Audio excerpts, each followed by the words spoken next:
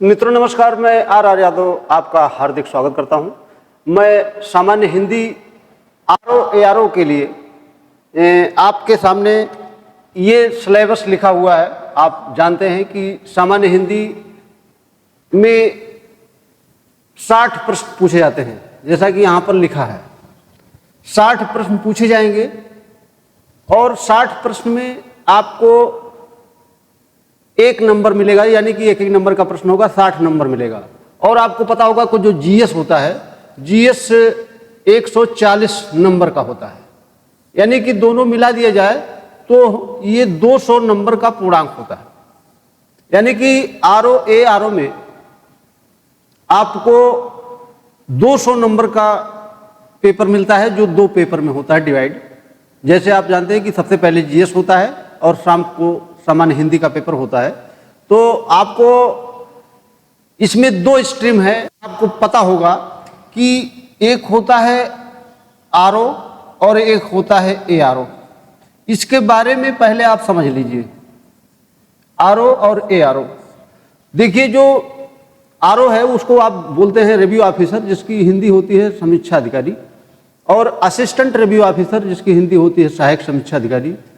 तो इसमें अगर मैं बात करूं कि समीक्षा अधिकारी का जो पेपर होता है कैसे निकाला जाए, आपका इसमें 140 नंबर जीएस और हिंदी का 60 प्रश्न दोनों मिला करके जो 200 का पूर्णांक मिलेगा आपको यहाँ पर, ये 200 में आरओ की मेरिट लगभग 125 के आसपास जाती है और एआरओ की मेरिट लगभग 110 से 115 के आसपास रहती है। ये मेरिट होती है, लगभग क्वालिफाई कर सकते हैं बहुत आसानी से। इसलिए इसके लिए क्या करना होगा, इसके लिए 2-3 बातें हैं। जैसे जो ये सामान्य हिंदी का मैंने टॉपिक लिखा है, इस सामान्य हिंदी में आपको लगभग 55 नंबर मैं दिला सकता हूं। अगर आपने मेरी बात को माना,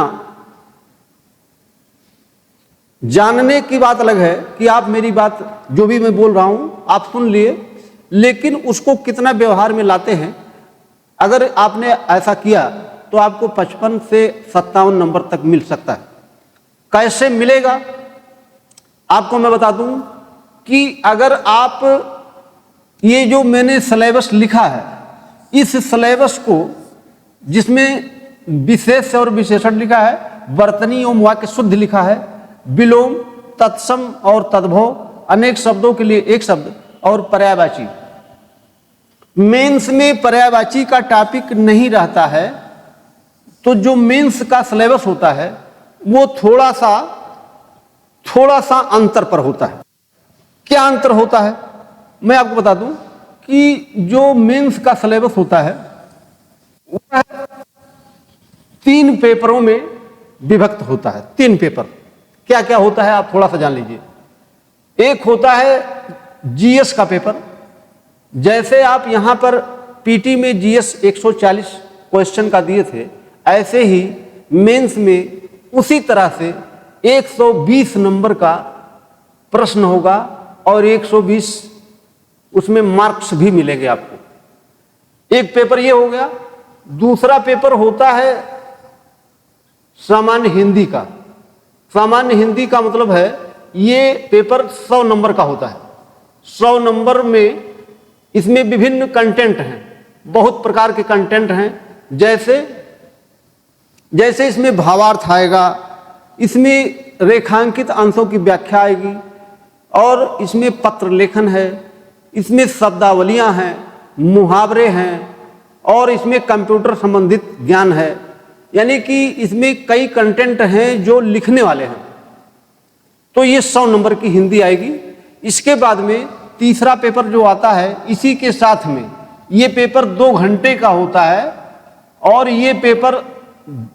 ये दोनों पेपर मिला करके, एक पेपर का नाम मैं और लिख रहा हूं, जो हिंदी आप यहां पर देख रहे हैं, इसी प्रकार की हिंदी आएगी, जिसको आप यहां पर 60 नंबर की हिंदी पूछी गई थी, लेकिन मेंस में 30 क्वेश्चन पूछा जाएगा और 30 क्वेश्चन आधे घंटे का होगा, आधा घंटा। और ये कुल मिलाकर के दोनों पेपर एक साथ में होता है, 3 घंटे का ये पेपर होता है। पहले आप इस एग्जाम के बारे में समझने का प्रयास करिए। इसमें कितना पढ़ना है कितना नहीं पढ़ना है ये मैं आपको बताता रहूँगा, और कैसे निकलेगा ये भी आपको मैं बता दूंगा। लेकिन आपको हमारी बातों पर विश्वास करना पड़ेगा। जैसे हमने आपको बताया कि एक जीएस का पेपर होगा मेंस में, दूसरा पेपर सामान्य हिंदी का होगा जो 100 नंबर का होगा, और इसमें एक हिंदी का पेपर और होगा जो ऑब्जेक्टिव होगा। जैसे ये ऑब्जेक्टिव मैंने यहाँ पर लिखा है, ये पेपर ऑब्जेक्टिव होगा, ऐसे ही ये भी पेपर ऑब्जेक्टिव होगा। लेकिन जो सामान्य हिंदी मैंने इसको लिखा है ये थियोरेटिकल होगा। लेकिन इसी के साथ में ये पेपर दिया जाता है, जब 2.5 घंटा बीत जाएगा तब ये कॉपी ले ली जाएगी 2.5 घंटे के बाद में, और आधे घंटे का जो समय बचेगा तो उसमें आपको एक अलग OMR शीट दी जाएगी, और उसमें उसके लिए एक क्वेश्चन पेपर दिया जाएगा। उसी पेपर में 30 क्वेश्चन लिखा होगा हिंदी का, जो ऑब्जेक्टिव होगा, जो इससे संबंधित होगा, केवल पर्यायवाची नहीं रहेगा। आप सिलेबस समझ गए होंगे कि हम क्या कहना चाहते हैं। तो एक पेपर ये हो गया, दूसरा पेपर ये हो गया, और तीसरा पेपर हो गया निबंध का। ये पेपर, तीनों पेपर एक दिन में नहीं होते हैं, इसके लिए 2 दिन चाहिए होता है। तो हो सकता है कि मान लीजिए कल पेपर है तो परसों गैप करके नरसों हो सकता है, या कल परसों दोनों दिन पेपर हो सकता है। ये लोक सेवा आयोग के शेड्यूल पर आधारित होता है कि वो जैसे शेड्यूल लगाए। निबंध 3 लिखना होता है, 3 निबंध लिखना है, 40-40 नंबर का होगा, और समय मिलेगा 3 घंटे। यानी कुल मिलाकर के इसमें 600 शब्द लिखना है। एक यस्से 600 शब्द का होगा, ये भी 600 का होगा, ये भी 600 का होगा। यानी कि कुल मिलाकर के एक यस्से पर आपको 1 घंटे समय देना है। एक घंटे जब समय देंगे तो 3 घंटे में 3 एस्से आप लिख ले जाएंगे। 600 शब्द का एस्से होगा एक एस्से, और उसके एरियाज निर्धारित होते हैं।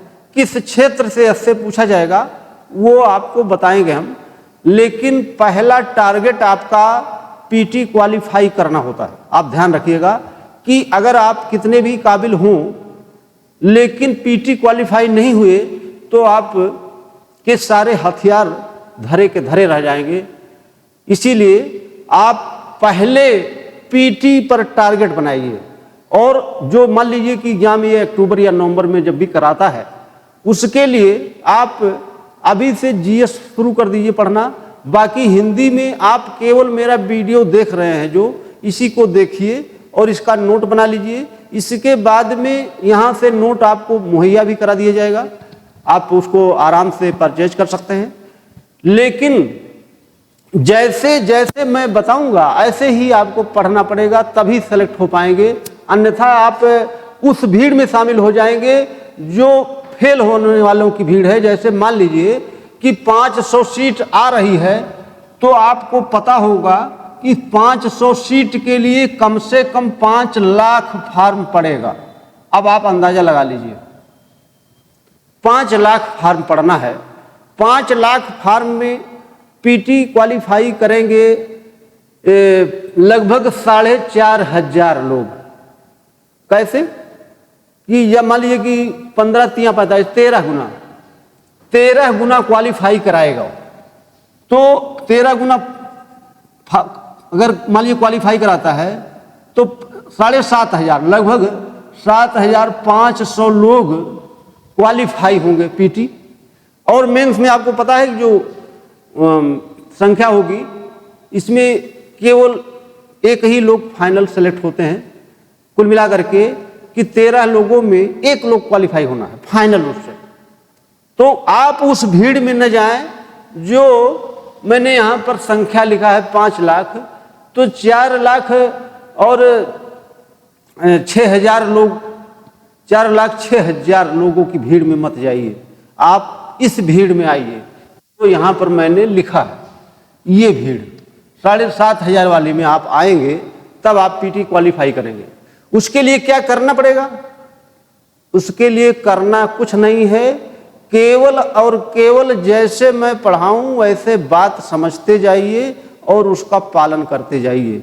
आपको मैं कोई भी पॉइंट रटाऊंगा नहीं, आपको समझाने का प्रयास करूंगा, क्योंकि आप लोगों की आदत बन गई है कि हम रट करके क्वालिफाई हो जाएंगे। लेकिन आपको मैं बता दूं कि कोई एग्जाम वनडे का हो या छोटे एग्जाम हो, चपरासी हो, टेट सीटेट पेट हो, इसको आप रट करके क्वालिफाई कर सकते हैं। लेकिन आप लोक सेवा आयोग का कोई भी एग्जाम रट करके क्वालिफाई नहीं कर सकते हैं। आपने देखा होगा बहुत सारी किताब मार्केट में अवेलेबल है। हरदेव बाहरी की किताब है, आप देखते होंगे पृथ्वीनाथ पांडे की किताब है, आदित्य प्रकाशन की किताब सफेद सी जो आती है आप जानते होंगे। तो ये बहुत सारी किताब अवेलेबल है, आप उसको पढ़ते हैं, कन्फ्यूज होते हैं। मैं कोई किताब ही नहीं बताऊंगा आपको किताब एक आध बता दूंगा, अगर आपकी इच्छा होगी तो कोई जरूरी नहीं है आप किताब पढ़िए, आपको किताब पढ़ने की आवश्यकता ही नहीं पड़ेगी। इतना मैं बता दूंगा कि उसके बाहर प्रश्न आता ही नहीं है, तो फिर आपको किताब पढ़ने की क्या जरूरत है। तब भी मैं आपको किताब बताऊंगा। अभी तो ये पहली क्लास है मान लीजिए, तो जब आप धीरे धीरे पढ़ेंगे तो आपको पता चल जाएगा। और मैं ये भी बता दूंगा कि किस किताब को आप पढ़ सकते हैं, उसके अलावा कोई किताब नहीं पढ़ना आपको, ठीक। और मात्र ये किताब बताऊंगा, इसीलिए कि वो जो किताबें मार्केट में हैं वो उसी भीड़ को इकट्ठा करती हैं जो डिस्क्वालीफाई होने वाले हैं। आप तभी क्वालिफाई कर पाएंगे जब कुछ उन लोगों से अलग करेंगे। उन लोगों से अलग करने के लिए आपको पढ़ना पड़ेगा। तो जब अलग करने के लिए पढ़ना पड़ेगा तो आपको कुछ एक्स्ट्रा पढ़ना पड़ेगा या आपको सही रास्ते पर चलना पड़ेगा। लोग क्या करते हैं कि उन्हें ये नहीं पता है कि हमको क्या नहीं पढ़ना, हमको पढ़ना है, बस उनको इतना ध्यान है। लेकिन ये इतना आपको लगता होगा कि बहुत छोटा सा एग्जाम है, लेकिन आपको जब फाइनल रिजल्ट मिलता है तो आपको आइडिया लग जाता है कि हमारी पहुंच इस एग्जाम में कहां तक है। आदमी की औकात तब पता चलती है जब वह उस क्षेत्र में रहता है या उसका वो भुक्तभोगी होता है, ठीक। तो ये सब बात ज्यादा ना करके मैं आपको ये बताना चाहूंगा कि जो ये मैंने टॉपिक लिखा है, ये टॉपिक आप नोट कर सकते हैं और यही टॉपिक आपको पढ़ना है। और कैसे पढ़ना है ये आपको मैं बताता हूं। आगे देखिए, देखिए आपने पढ़ा होगा विशेषण। मैंने कहा था कि मैं आपको रटाऊंगा नहीं, कोई भी पॉइंट मैं आपको रटने के लिए नहीं कहूंगा। आपको बहुत हो सकता है कि ऐसा लगता हो कि मैं ऐसा क्यों बोल रहा हूं, तो मैं यहां तक बता दूं आपको कि मैं विलोम और तत्सम तद्भव भी नहीं रटाऊंगा। और बताइए, ये तो विशेष विशेषण तो पूरी तरह से समझने वाली विषय वस्तु है ही, लेकिन मैं आपको तत्सम तद्भव विलोम भी नहीं रटाऊंगा। यहां तक कि पर्यायवाची में भी मैं ट्रिक बताऊंगा आपको। तो आपको रटने वाला जो प्रोसेस रखते हैं आप कि हम इतना रट लेंगे, तो ये आप छोड़ दीजिए और एक बार समझने का प्रयास करिए चीजों को। तो सबसे पहले हम पढ़ेंगे विशेष और विशेषण। ये पूरे व्याकरण शास्त्र का सबसे कठिन टॉपिक है, आपको मैं बता दे रहा हूं। पूरे व्याकरण शास्त्र में इससे कठिन कोई टॉपिक नहीं है। अभी तक कोई किताब ही नहीं बनी है, किसी ने लिखा नहीं है, ना तो किसी ने समझाया है कि विशेष और विशेषण में कैसे अंतर करेंगे, या शब्द देखते ही आपको पता चल जाए कि ये विशेषण है कि विशेष है। लेकिन आप थोड़ा सा धैर्य रखिए, मैं आपको बता दूंगा और विदिन 5 सेकंड में आप बता सकते हैं कि ये शब्द विशेषण है कि विशेष है। लेकिन उसके लिए क्या करना पड़ेगा, थोड़ा सा धैर्य रखिए और समझने का प्रयास करिए। देखिए, विशेषण आपने पढ़ा होगा, बहुत पहले से पढ़ते आए हैं। क्या पढ़ते आए हैं? संज्ञा या सर्वनाम की विशेषता बताने वाला शब्द विशेषण कहलाता है। यह इसकी शुद्ध परिभाषा है, आपने पढ़ा भी है, मैंने आपको वही पढ़ा हुआ आपका बता दिया, ठीक। लेकिन समझना क्या है, संज्ञा या सर्वनाम की विशेषता बताने वाला शब्द। तो क्या आप संज्ञा और सर्वनाम समझते हैं? अगर समझ जाएंगे तो विशेषण समझ पाएंगे, अगर नहीं समझते हैं तो समझ लीजिए। संज्ञा मुख्य रूप से 5 प्रकार की होती है। इसकी परिभाषा वगैरह आप जानते हैं कि किसी व्यक्ति या वस्तु या स्थान या द्रव्य या पदार्थ या भाव के नाम को संज्ञा कहते हैं। ये आप जानते हैं। संज्ञा वास्तव में मुख्य रूप से 5 प्रकार की होती है और ये 5 प्रकार मैंने लिख दिया है। व्यक्तिवाचक संज्ञा, जातिवाचक संज्ञा, भाववाचक संज्ञा, समूहवाचक संज्ञा, द्रव्यवाचक संज्ञा। ये इतनी प्रकार की संज्ञा होती है, इसके अलावा कोई संज्ञा नहीं होती है। ठीक, आप इसको समझ लीजिए। जानते तो हैं आप, लेकिन अभी जब मैं प्रश्न करूंगा तो आप नहीं बता पाएंगे, इसीलिए समझना चाहिए। आप जानते हैं तो बहुत अच्छी बात है, लेकिन नहीं जानते हैं तो आप ये मत कहिए कि मैं जानता हूं। क्यों? क्योंकि आपको जानकारी तभी होगी जब आप नहीं जानेंगे। अगर आप जानते हैं तब जानकारी नहीं होगी। ये बहुत बड़ा कॉन्सेप्ट है, समझने का ये बहुत बड़ा कॉन्सेप्ट होता है कि यदि आप नहीं जानते हैं तभी आप जान पाएंगे। अगर आप जानते हैं तो नहीं जान पाएंगे। जैसे एक गिलास में पानी भरा हो तो उसमें आप पानी नहीं डाल सकते हैं, वो गिर जाएगा। अगर गिलास खाली है तो उसमें पानी डालेंगे तो पानी उसमें रुक जाएगा। ऐसे ही दिमाग है, आपने एक्सेप्ट कर लिया कि हमको नहीं आता है, तब आप जान जाएंगे, तब आपको समझ में आ जाएगा, तो आप सीख जाएंगे। लेकिन जैसे ही आपने कहा कि हम जानते हैं, तो जानता तो कोई नहीं दुनिया में। मैं आपको बता दूं, मैं भी 1-8% जानता हूं जो आपको बता रहा हूं। मैं भी कुछ नहीं जानता, हमको कुछ नहीं आता जाता है, आप जान लीजिए। बस इतना जानता हूं कि आपका काम चल जाएगा, इतना मैं जानता हूं। ठीक, आपका कल्याण हो सकता है, इससे ज्यादा मैं कुछ नहीं जानता। तो संज्ञा मुख्य रूप से 5 प्रकार की होती है। व्यक्तिवाचक संज्ञा में आ जाइए आप। जैसे किसी का नाम हो, जैसे हमने लिख दिया रमेश, सुरेश, मोहन, कुछ भी नाम लिख दिया, यानी कि किसी व्यक्ति का नाम लिख दिया, या किसी में स्त्रीलिंग शब्द का कोई नाम लिख दिया। जैसे मैंने लिख दिया सरिता, सुनीता, ये नाम है। किसी प्राणी के नाम को हम व्यक्तिवाचक संज्ञा कहते हैं। जैसे मान लीजिए कि आपका नाम राजू है, तो राजू नाम बहुत कॉमन है, और भी लोगों का राजू नाम हो सकता है, लेकिन आपके जीन्स का, आपके ब्लड का, आपके बनावट का, आपके स्ट्रक्चर का वो व्यक्ति दूसरा वाला नहीं होगा, इसलिए आप व्यक्तिवाचक संज्ञा है। दूसरी बात, जैसे हमने कहा कि सोमवार, तो सोमवार नाम से और कोई वार नहीं है। अगर कोई और दिन होगा तो क्या होगा? मंगलवार होगा, बुधवार होगा। यानी कि उस शब्द के बराबर और कोई शब्द न हो, उस शब्द के समान और कोई न हो, वो व्यक्तिवाचक होता है। जैसे हमने लिख दिया जनवरी, तो जनवरी नाम से और कोई वरी नहीं है, यानी कि जनवरी है, फिर फरवरी आ जाएगी, यानी कि जनवरी नाम और दुनिया में कोई नहीं है, तो वो व्यक्तिवाचक है। जैसे हमने कह दिया कि प्रशांत महासागर, तो प्रशांत महासागर नाम से और कोई नहीं है, इसलिए ये व्यक्तिवाचक संज्ञा है। समझ गए आप? जैसे हमने कह दिया हिमालय, तो हिमालय व्यक्तिवाचक है।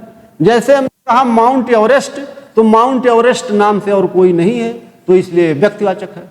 ये बात समझ गए आप? अभी कंफ्यूजन नहीं होगा, अभी तो आप समझ रहे हैं। जब आप जातिवाचक में आ जाएंगे तब आपको कंफ्यूजन होगा। ठीक, अब आप जातिवाचक थोड़ा सा समझने का प्रयास करिए। जैसे देखिए, किसी विशेष प्रकार की जाति, यानी कि जिस संज्ञा से किसी विशेष प्रकार की जाति का बोध होता हो, उसे हम जातिवाचक संज्ञा कहते हैं। इसकी यह शुद्ध परिभाषा है जातिवाचक की। इसमें क्या समझना है? जैसे मनुष्य की एक जाति है, आपने पढ़ा होगा, पशु की एक जाति है, महीना की एक जाति है, नदी की एक जाति है, पर्वत की एक जाति है, पहाड़ की एक जाति है। अब इसमें क्या समझना है? इसमें यह समझना है कि मनुष्य में स्त्री और पुरुष दो अलग अलग हैं। ठीक, स्त्री भी मनुष्य है, पुरुष भी मनुष्य है। तो ये भी एक जाति है, पुरुष भी एक जाति है। तो जातिवाचक संज्ञा का मतलब होता है कि तब तक वो जाति है जब तक उसका पर्टिकुलर नाम नहीं ले लेते हैं। जैसे इस स्त्री का नाम मान लीजिए कि अनीता है, तो ये शब्द अनीता व्यक्तिवाचक हो गया, बाकी शब्द जो मैंने यहां लिखा वो सब क्या है, वो जातिवाचक है। समझ गए आप? ये अनीता शब्द कब आया? बहुत देर के बाद आया, कई जातियों के बाद आया। ठीक, आप समझ गए होंगे। अब देखिए, जैसे हमने पशु लिख दिया तो इसमें बहुत सारे पशु हैं, कुत्ता है, बिल्ली है, घोड़ा है, हाथी है, बहुत सारे जानवर हैं, बहुत विभिन्न प्रकार के। तो कुत्ता की भी एक जाति होती है। कुत्ता का नाम जब तक आप नहीं लेंगे कि ये पामेलियन कुत्ता है, कि ये वो वाला वोडाफोन वाला है, क्या है, ये बहुत सारे जातियां होती हैं, तो उसका पर्टिकुलर नाम आपको लेना पड़ेगा, तब वो व्यक्तिवाचक होगा। समझ गए आप? जैसे हमने लिख दिया नदी, तो नदी की एक जाति है। जब उस नदी का नाम आपने लिख दिया गंगा, यमुना, तब वो व्यक्तिवाचक हो गया। अगर आपने लिखा पहाड़, तो पहाड़ जातिवाचक है। कब तक? जब तक उसको आपने ये नहीं लिखा कि ये हिमालय पर्वत है, या ये कांकागुआ है, चोटी, ये क्या है, ये नाम आपने जब तक नहीं लिया पर्टिकुलर, तब तक वो जातिवाचक है। आपने लिखा महीना, महीना की एक जाति है, जब तक आप जनवरी नहीं कहेंगे। सप्ताह की एक जाति है, जब तक आपने सोमवार या मंगलवार नहीं कहा। झील एक जाति है, जब तक उसका नाम आप नहीं लेंगे कि ये पुष्कर झील है, कि ये गोखरू झील है, कि ये कोलेरू झील है, तो जब तक नाम नहीं लेंगे तब तक वो जातिवाचक है। समझ गए आप? तो ये इंपॉर्टेंट नहीं है जो आपने अभी तक पढ़ा। इंपॉर्टेंट ये है कि जैसे मैंने आपसे ये कह दिया कि आप ये बताइए कि प्रधानमंत्री किस प्रकार की संज्ञा है। जैसे हमने कहा आपसे कि आप बताइए कि वाहन किस प्रकार की संज्ञा है, प्रधानमंत्री किस प्रकार की संज्ञा है, जिलाधिकारी किस प्रकार की संज्ञा है। ये इंपॉर्टेंट है, ये आपको कंफ्यूज कर देगा, परेशान कर देगा। कैसे? इसके लिए नियम समझना पड़ेगा। क्या नियम समझना पड़ेगा? नोट करके लिख लीजिएगा। ब्लड रिलेशन, रक्त संबंधी, रक्त संबंधी, पद, व्यवसाय, 3 पॉइंट मैंने बताया आपको। रक्त संबंधी, पद और व्यवसाय, ये जातिवाचक संज्ञा होते हैं। क्या मैंने बताया? जातिवाचक संज्ञा। जैसे प्रधानमंत्री का एक पद है, जब आप नरेंद्र मोदी कहेंगे तब वो व्यक्तिवाचक संज्ञा होगी। समझ गए आप? जैसे हमने कहा राष्ट्रपति, तो ये जातिवाचक संज्ञा है। जब मैंने द्रौपदी मुर्मू बोला तब वो व्यक्तिवाचक संज्ञा है। जब मैंने कहा जिलाधिकारी, तो एक पद है, तो वो जातिवाचक है। जब मैंने लिख दिया राकेश मित्तल, जिलाधिकारी का नाम जैसे मैंने बोला, तब वो व्यक्तिवाचक हो गया। जैसे मैंने कहा कि मेडिकल स्टोर, मेडिकल स्टोर जातिवाचक संज्ञा है। अब उस मेडिकल स्टोर चलाने वाले का नाम जब मैंने लिखा तब जाकर के वो व्यक्तिवाचक हो गया। समझ पाए होंगे आप?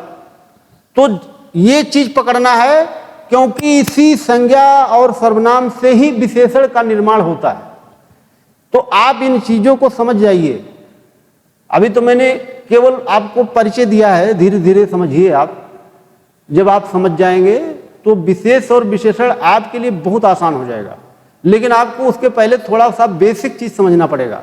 मैं जबरदस्ती संज्ञा और सर्वनाम आपको क्यों पढ़ा रहा हूं? क्यों? आप जबकि कई बार पढ़े होंगे, इसलिए कि आप कहते हैं कि मैं जानता हूं, मैं पढ़ा हूं।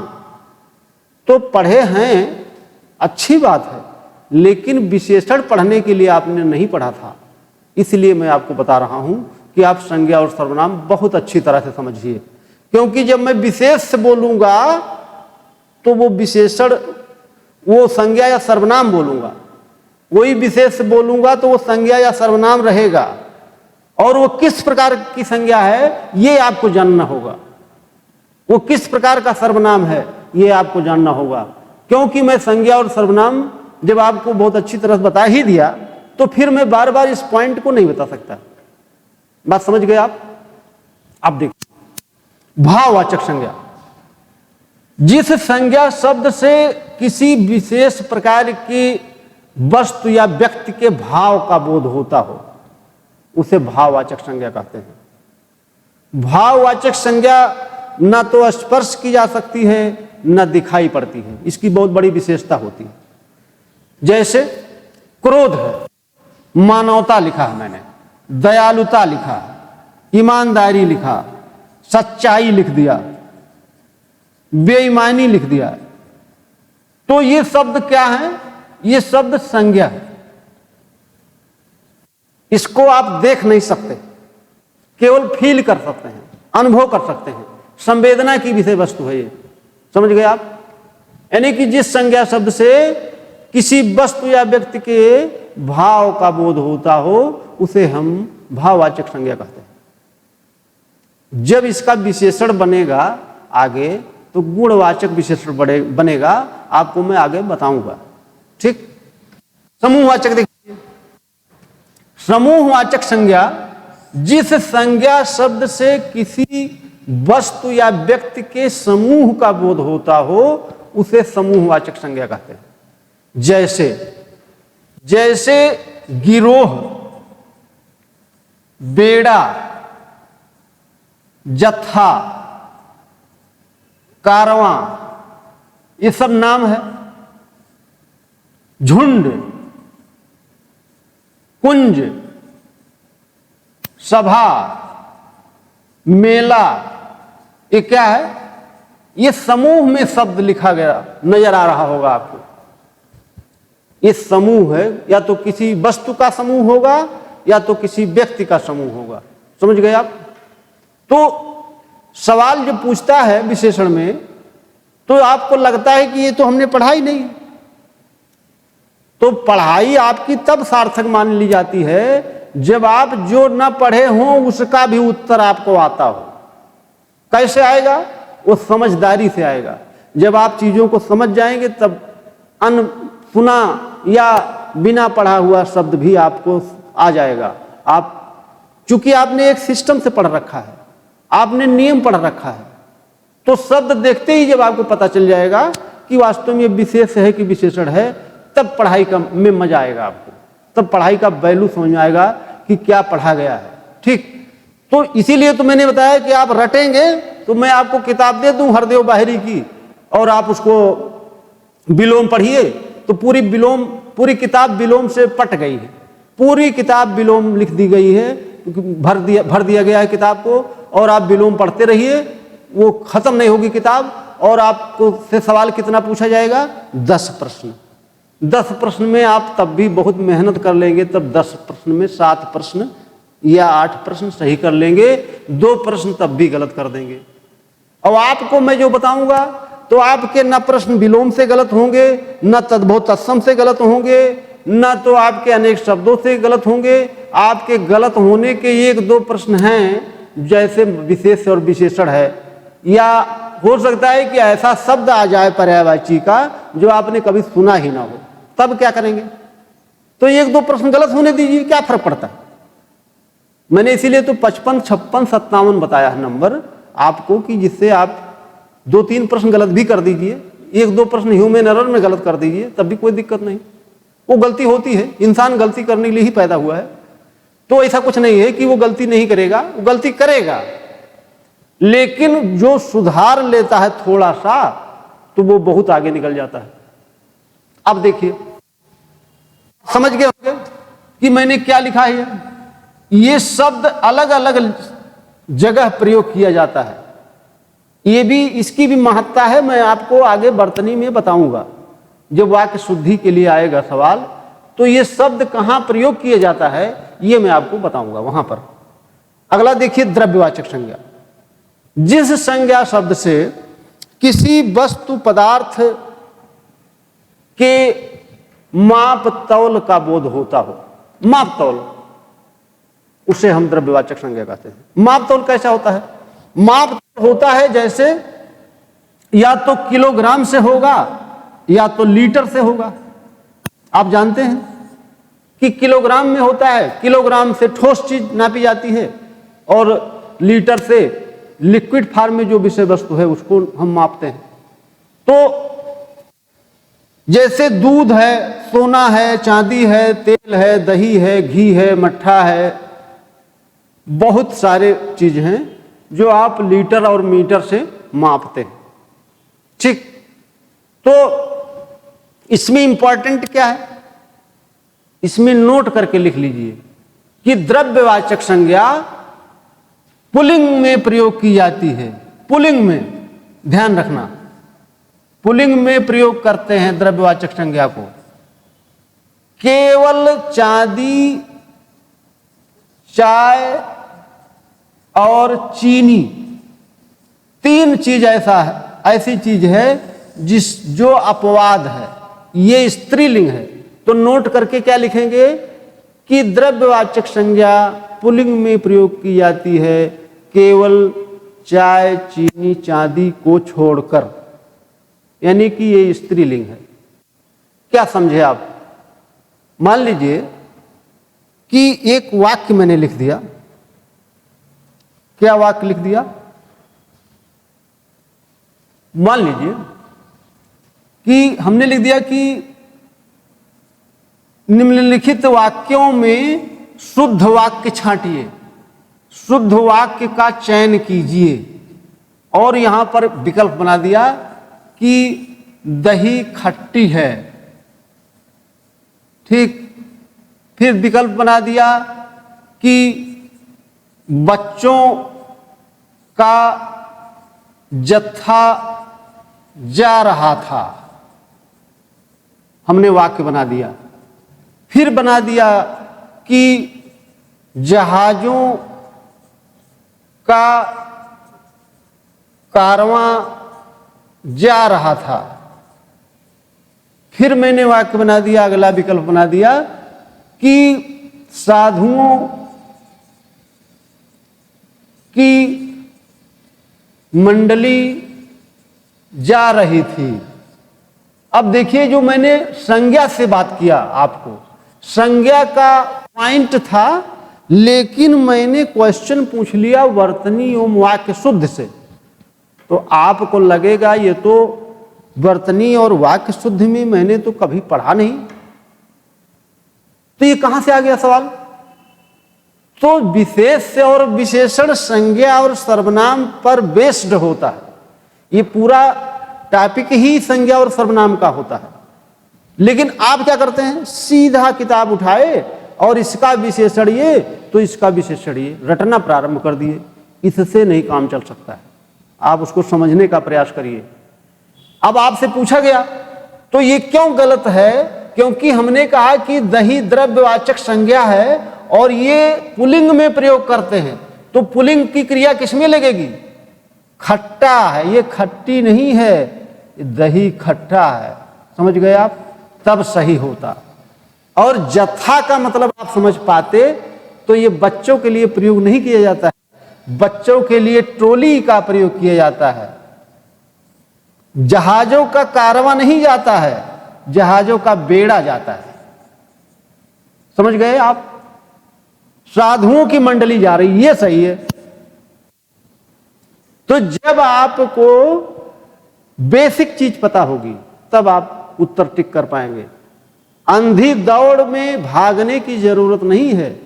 आप चीजों को समझिए, नहीं समझेंगे तो उसी भीड़ में जाएंगे आप, जो भीड़ लंबी वाली है, बड़ी वाली है। आप बेसिक कॉन्सेप्ट समझने का प्रयास करिए। मैं जो भी आपको बताऊंगा वो हालांकि किताब से ही बताऊंगा, लेकिन मैंने उस पर बहुत सर्च किया है, बहुत मेहनत किया है, तो मैं किताबी भाषा नहीं बताता हूं, आपको समझने के लिए बताता हूं। समझ पा रहे बात हमारी? तो ये बात आप समझ गए। अब थोड़ा सा आप सर्वनाम समझिए। थोड़ा सा सर्वनाम संज्ञा के स्थान पर प्रयोग किया जाने वाला शब्द सर्वनाम कहलाता है। संज्ञा के स्थान पर प्रयोग किया जाने वाला शब्द सर्वनाम कहलाता है। तो जैसे आप कहते हैं कि राजू स्कूल जाता है, वह वहाँ गणित, विज्ञान, अंग्रेजी पढ़ता है, उसे हिंदी पढ़ना अधिक पसंद है, उसकी माताजी उसको रोज नाश्ता बनाकर देती हैं। ये सब आप लिखते रहते हैं। तो एक बार आपने राजू लिखा, फिर उसके स्थान पर आपने वह लिखा, फिर उसके जगह पर आपने उसे लिखा, फिर उसके बाद में उसके जगह पर उसकी लिखा, तो आप किसी संज्ञा या कर्ता को वाक्य में बार बार नहीं लिख सकते हैं। इसीलिए व्याकरण शास्त्र में ऐसे नियम बनाए गए हैं कि संज्ञा के स्थान पर प्रयोग किया जाने वाला शब्द सर्वनाम कहलाता है। सर्वनाम मुख्य रूप से 6 प्रकार का होता है, जो मैंने लिख दिया है। सर्वनाम, पुरुषवाचक सर्वनाम। पुरुषवाचक सर्वनाम क्या होता है, आप इसको समझिए क्या होता है। जो आपने हाई स्कूल, क्या जूनियर हाई स्कूल में आपने पढ़ा होगा, पुरुष इधर लिखिए, इधर लिखिए एक वचन, इधर लिखिए बहुवचन। तो आपने पढ़ा होगा अन्य पुरुष, और पढ़ा होगा प्रथम पुरुष। इसका एक वचन वह होता है, इसका बहुवचन वह सब होता है। इसके बाद आता है मध्यम पुरुष। मध्यम पुरुष का एक वचन तुम होता है या आप होता है। इसका बहुवचन तुम सब होता है या आप सब होता है। समझ गए आप। इसके बाद आता है उत्तम पुरुष। उत्तम पुरुष का एक वचन मैं होता है, बहुवचन हम सब होता है। इसमें क्या समझना है आपको, इसमें यह चीज समझना है कि जब आप मेंस में पत्र लेखन लिखेंगे तो पत्र लेखन में विशेषता पूछी जाती है कि सरकारी पत्र की विशेषता या अर्ध सरकारी पत्र की विशेषता बताते हुए एक अर्ध सरकारी पत्र का प्रारूप प्रस्तुत कीजिए। तब आपको क्या करना पड़ेगा, विशेषता लिखना पड़ेगा, उसमें बताना पड़ेगा कि अर्ध सरकारी पत्र किस पुरुष में लिखा जाता है। यानी कि कोई वाक्य आप बोलते हैं या लिखते हैं तो किसी ना किसी पुरुष में लिखते हैं या बोलते हैं। समझ पाए आप। तो वहां पर जरूरत है। दूसरी चीज, ये मूल सर्वनाम कहे जाते हैं, ये आप ध्यान रखिएगा। ये मूल सर्वनाम है। सर्वनाम और भी हैं लेकिन ये मूल सर्वनाम है। ठीक। तो आप जब इस सर्वनाम को विशेषण में ले जाएंगे तब इसकी जरूरत पड़ेगी। ये अगर समझे रहेंगे तो आप उत्तर बहुत आसानी से दे देंगे, और नहीं समझ पाएंगे तो आप रट करके उत्तर दे सकते हैं 2-4 शब्दों का, लेकिन उसका सही जानकारी आपको नहीं हो पाएगी कि क्या किस प्रकार से सही हुआ, क्यों सही हुआ। ठीक। अब देखिए थोड़ा सा निजवाचक सर्वनाम क्या होता है। ऐसा सर्वनाम जो स्वयं या अपने का बोध कराता हो उसे हम निजवाचक सर्वनाम कहते हैं। जैसा कि नाम से ही आप देख रहे हैं लिखा है। तो इसकी विशेषता क्या है, यह सर्वनाम कर्ता के स्थान पर प्रयोग किया जाता है लेकिन कर्ता का काम नहीं करता। कैसे? जैसे हमने कहा कि आपको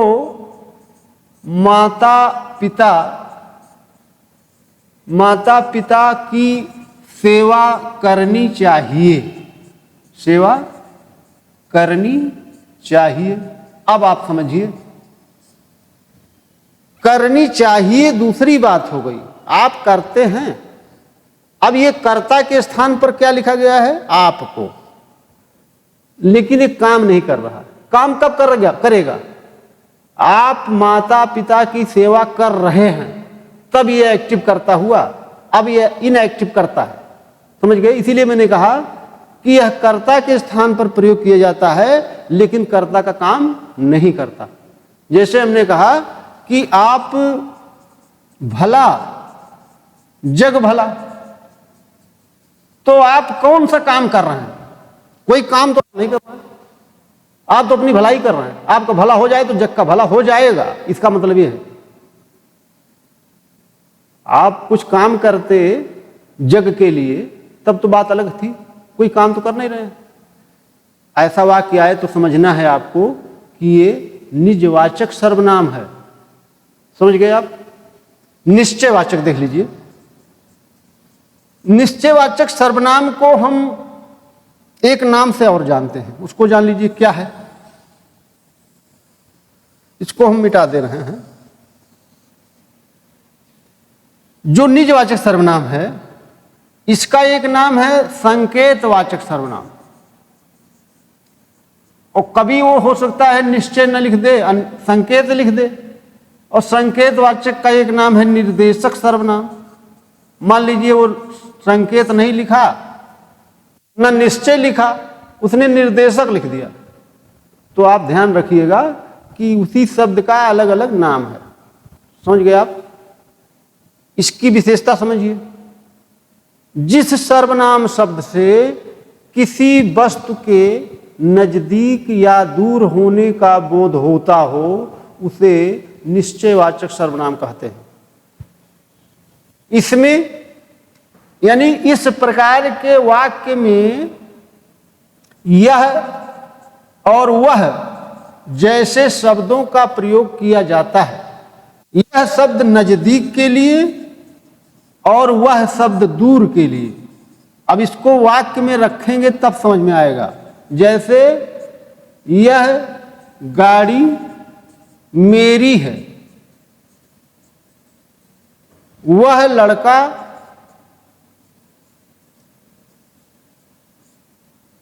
आपका है। अब देखिए, यह शब्द नजदीक का बोध कराता है। जैसे यह गाड़ी या यह कमरा, यह कलम, तो यह नजदीक का बोध कराया। और जैसे मैंने कहा वह कुछ दूरी का बोध करा रहा है ना, तो वह शब्द दूरी का बोध कराता है। वो वाक्य मैंने लिख दिया, आप समझ लीजिए। तो ये निर्देशक क्यों है? क्योंकि मैंने निर्देश किया कि यह कमरा, यह गाड़ी, वह लड़का। संकेत क्यों है? संकेत किया मैंने कि संकेत कर रहे हैं, वह गाड़ी, यह लड़का, ऐसे कुछ संकेत मैंने किया, तो इसीलिए इसको संकेतवाचक या निर्देशक या निश्चयवाचक सर्वनाम कहते हैं। इसकी महत्ता विशेषण में पता चलेगी आपको कि ये कैसे सर्वनाम से सार्वनामिक विशेषण बनता है। अभी आप सार्वनामिक विशेषण पढ़ेंगे, उसमें मौलिक सार्वनामिक विशेषण पढ़ेंगे, यौगिक सार्वनामिक विशेषण पढ़ेंगे। तो जब आप बेसिक चीज को समझ पाएंगे तभी आप थोड़ा सा कठिन चीजों को समझ पाएंगे। मैंने पहले ही बोल दिया आपसे कि पूरे व्याकरण शास्त्र का सबसे कठिन टॉपिक होता है विशेषण। और ये मैंने आपको बहुत पहले बोल दिया कि कोई किताब विशेषण को लिखने से भागती है। क्यों? क्योंकि ये बहुत कठिन टॉपिक है। आपसे तो हालांकि बहुत सरल सवाल पूछा जाता है, लेकिन विशेषण एक ऐसा पॉइंट होता है, ऐसा टॉपिक होता है जहां से सवाल बहुत प्रकार के बन सकते हैं। लेकिन आपको मैं प्रयास करूंगा कि आप अपने एग्जाम को क्वालिफाई करने के लिए तो इतना कर ही ले कि क्वालिफाई हो जाएं। मैं आपको विद्वान नहीं बना सकता क्योंकि मैं विद्वान नहीं हूं। ठीक, तो अगला देखिए आप, अनिश्चयवाचक सर्वनाम। अनिश्चयवाचक सर्वनाम क्या होता है? जिस सर्वनाम शब्द से किसी निश्चित विषय वस्तु का बोध न हो, किसी निश्चित विषय वस्तु का बोध न हो, उसे हम अनिश्चयवाचक सर्वनाम कहते हैं। इस प्रकार के वाक्य में कोई कुछ जैसे शब्दों का प्रयोग किया जाता है। आपके सरलता के लिए मैंने 2 शब्द लिख दिया जिससे आप समझ जाएंगे, आपको परेशानी नहीं होगी। कोई कुछ जैसे शब्द प्रयोग किया जाएगा। जैसे उदाहरण लिख लीजिए, कुछ बच्चे पढ़ रहे हैं। अब आपको ये नहीं पता है कि कौन बच्चा है, लेकिन इतना जरूर पता है कि कुछ बच्चे पढ़ रहे हैं। तो ये क्या है? ये अनिश्चयवाचक सर्वनाम है। कौन शब्द? कुछ शब्द। कोई लड़का आया था। अब देखिए, आपको क्लियर नहीं है लेकिन आप ये बता दिए कि कोई लड़का आया, तो कोई और कुछ शब्द, अच्छा जो मैं उदाहरण बता रहा हूं इसके अलावा ये शब्द जरूर मिलेगा आपको, ये विशेषण वही शब्द मिलेगा और कुछ नहीं मिलेगा। तो आपको बहुत निश्चिंत रहने की जरूरत है, बहुत विश्वास करने की जरूरत है, क्योंकि ऐसा माना जाता है कि विश्वास ही फल होता है। विश्वास बहुत बड़ी विषय वस्तु है। क्यों? क्योंकि विश्वास करके एकलव्य ने द्रोणाचार्य की मूर्ति बना करके अर्जुन से बड़ी महारत हासिल कर लिया। क्या था वहां? विश्वास था। तो वही विश्वास की बात मैं कर रहा हूं। तो अगला देख लीजिए आप, संबंधवाचक सर्वनाम क्या होता है? संबंधवाचक सर्वनाम क्या होता है? ऐसा सर्वनाम जो वाक्य में एक सर्वनाम से दूसरे सर्वनाम के मध्य संबंध स्थापित करता हो, ठीक, उसे हम संबंधवाचक सर्वनाम कहते हैं। कैसे वाक्य आएगा? इस प्रकार के वाक्य में जो सो जैसे शब्दों का प्रयोग किया जाता है, आपको यह ध्यान रखना है। कैसा वाक्य होगा?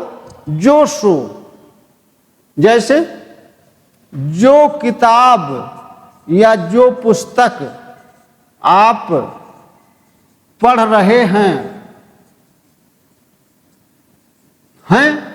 सो मेरी है। अब देखिए, मैंने लिख दिया, दो शब्द यहां आ गए, दोनों शब्द आ गए। तो एक वाक्य से दूसरे वाक्य के मध्य जो संबंध स्थापित करता हो, जो सर्वनाम संबंध स्थापित करता हो, उसे हम क्या कहते हैं? संबंधवाचक सर्वनाम कहते हैं। और वो शब्द क्या होगा? जो होगा या सो होगा। दूसरी बात, हो सकता है सो न लिखा हो, तो सो की जगह क्या लिखा रहेगा? कामा लगा रहेगा। ये भी काम चला देगा आपका। एक सर्वनाम तो है ही, और कामा या इसको संयोजक चिन्ह बोलते हैं हिंदी की भाषा में। तो वो ये बताता है कि कोई न कोई शब्द है वहां पर, कोई न कोई शब्द है। आप कॉमन सेंस के आधार पर समझ लीजिए, तो कोई न कोई शब्द आपको लगाना पड़ेगा। समझ गए आप? प्रश्नवाचक सर्वनाम देख लीजिए।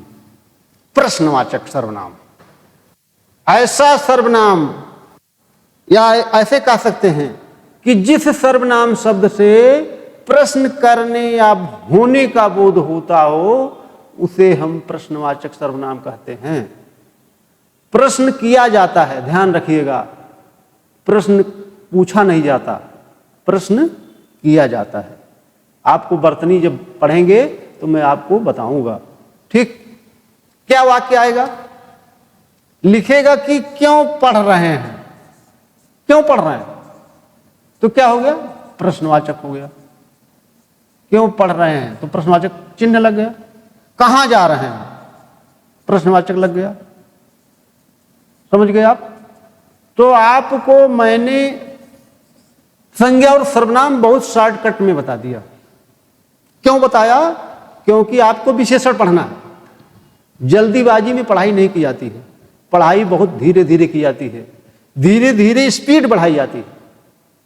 आप बेसिक चीज पढ़िए, तब आप कठिन की तरफ चलेंगे। अब आप हेडिंग डाल दीजिए विशेषण, डाल दीजिए विशेषण। देखिए ये लिखा हुआ है विशेषण।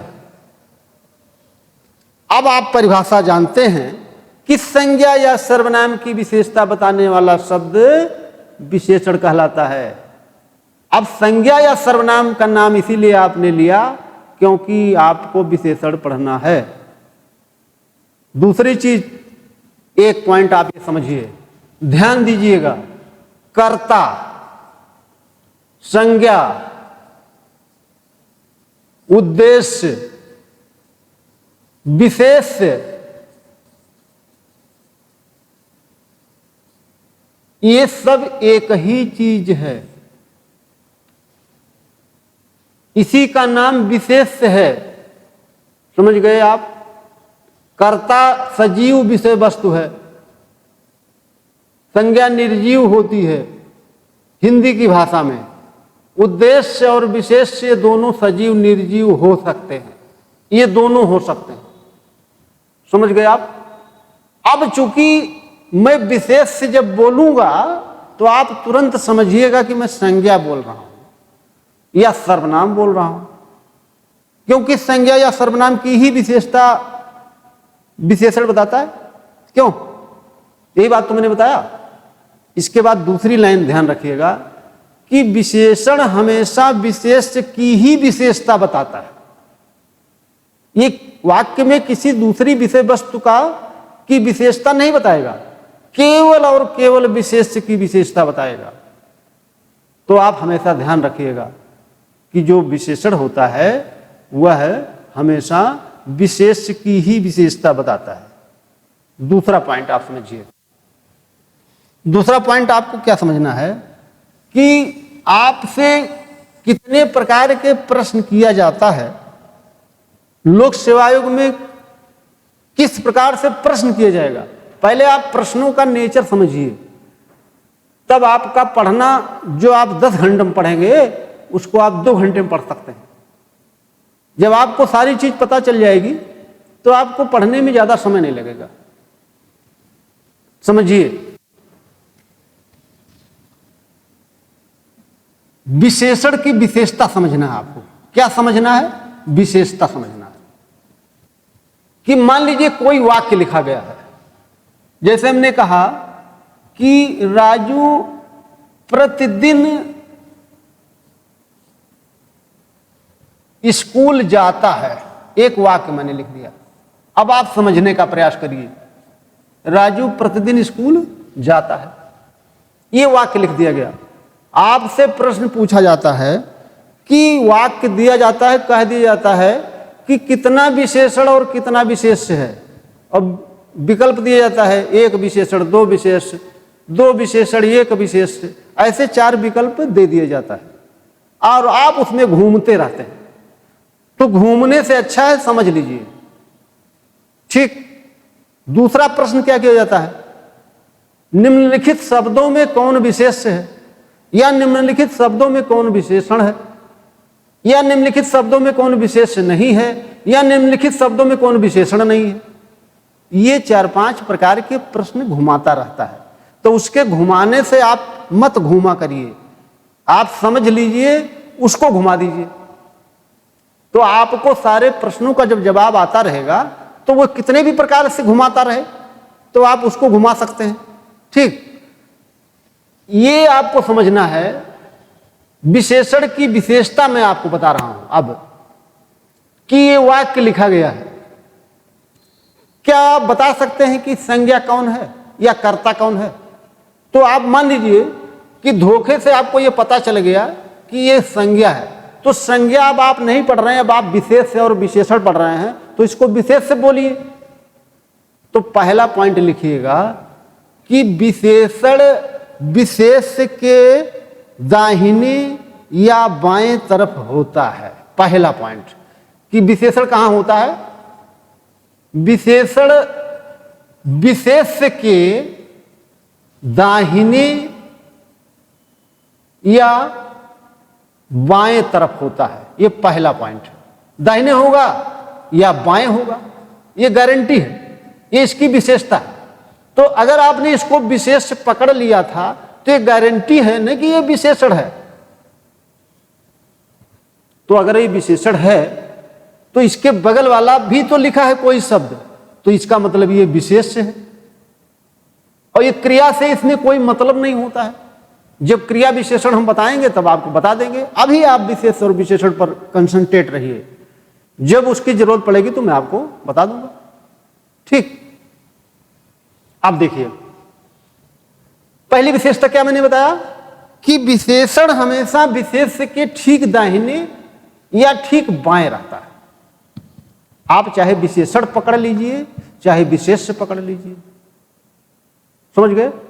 दूसरा पॉइंट कि विशेषण अगर स्त्रीलिंग है तो उसका विशेष्य भी स्त्रीलिंग होगा। अगर विशेषण पुल्लिंग है तो उसका विशेष भी पुल्लिंग होगा। ये आपको ध्यान रखना है। जैसे हमने कहा कि कुत्ता काला है, हमने क्या कहा, कुत्ता काला है, तो कुत्ता पुल्लिंग है, तब ये जाकर के जो विशेषण इसका है पुल्लिंग है। अगर मैं बिल्ली लिख दूं तब क्या होगा, तो बिल्ली काली लिखना पड़ेगा। क्यों? क्योंकि बिल्ली स्त्रीलिंग है। इसीलिए हमने कहा कि अगर विशेषण पुल्लिंग है तो उसका विशेष भी पुल्लिंग होगा, अगर विशेषण स्त्रीलिंग है तो उसका विशेष भी स्त्रीलिंग होगा। ये आपको ध्यान रखना है। तो पॉइंट आउट करके आप लिखेंगे, स्त्रीलिंग है तो स्त्रीलिंग होगा, पुल्लिंग है तो पुल्लिंग होगा। ये बात आप समझ गए कि हमने आपसे 2-3 पॉइंट बताया कि विशेषण हमेशा विशेष के दाहिने या बाएं तरफ होगा।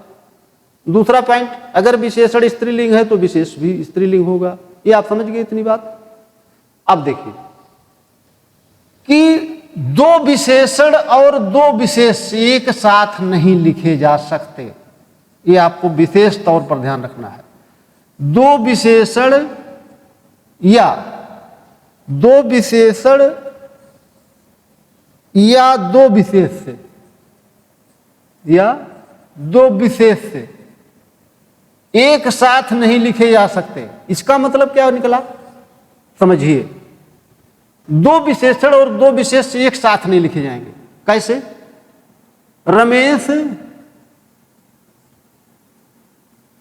रमेश सुरेश,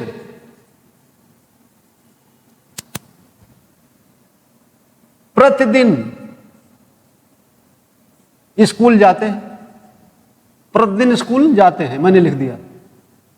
अब देखिए ये दोनों एक साथ क्यों नहीं लिखे जा सकते? लिख सकते हैं, लेकिन उनके बीच में या तो संयोजक चिन्ह होगा या तो संयोजक शब्द होगा।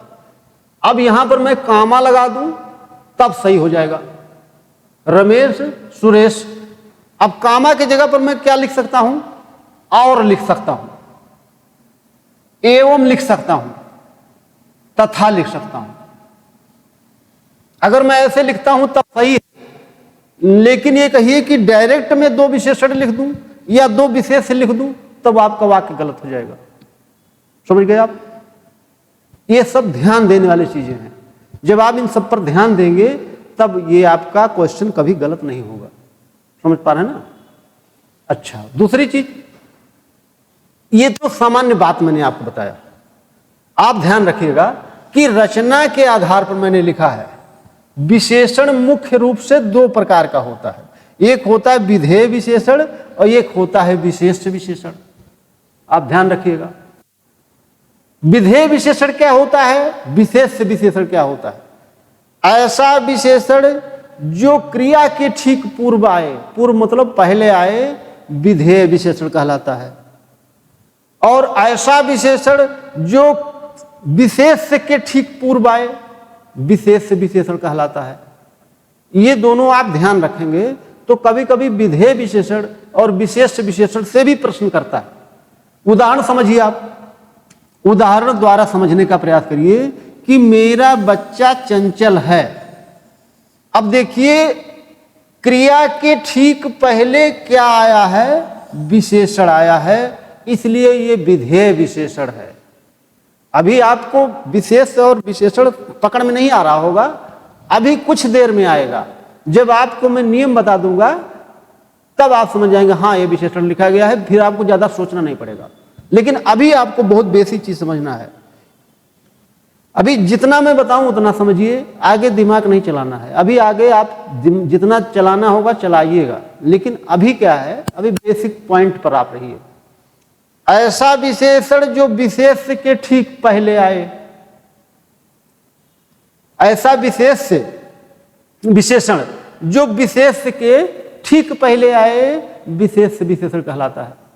अब ये देखिए मैंने क्या लिखा है कि विशेष है ये, और इसके पहले क्या है, चंचल है, तो विशेष के पहले आया हुआ है,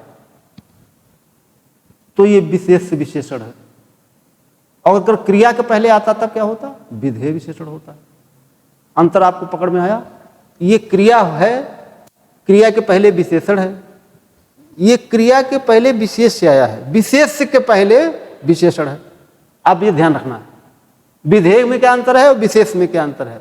ऐसे वाक्य आएगा, लिख देगा निम्नलिखित में किस प्रकार का विशेषण लगा है, और विधेय विशेषण और विशेष विशेषण उसमें जरूर विकल्प में होगा, तब आप समझ लीजिएगा कि ये विधेय विशेषण या विशेष विशेषण पूछना चाह रहा है। उस जब पूछेगा तो इसी वाक्य से कई प्रश्न बन सकते हैं, लेकिन विकल्प के आधार पर यह समझा जाता है कि एक्सपर्ट क्या पूछना चाहता है। उसी जब आप पढ़ लेंगे आपको एक आइडिया लग जाएगा, आप बेसिक पॉइंट पकड़े रहेंगे, तब आपको वो किसी भी प्रकार से प्रश्न करेगा तो बता देंगे। समझ गए आप बात हमारी? तो आपको विधेय विशेषण और विशेष विशेषण समझ में आया। इसके बाद में मैं आपको एक थ्योरी बताऊंगा। कल जो है मैं आपको एक चार्ट बनवा दूंगा, उसमें बताऊंगा कि विशेषण मुख्य रूप से 4 प्रकार का होता है।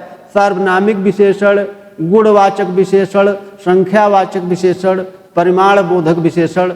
उसमें कई कैटेगरी की गई है। उससे उस एक ही टॉपिक से, यानी कि एक ही वीडियो से कम 3 या 4 प्रश्न आपको मिलेगा।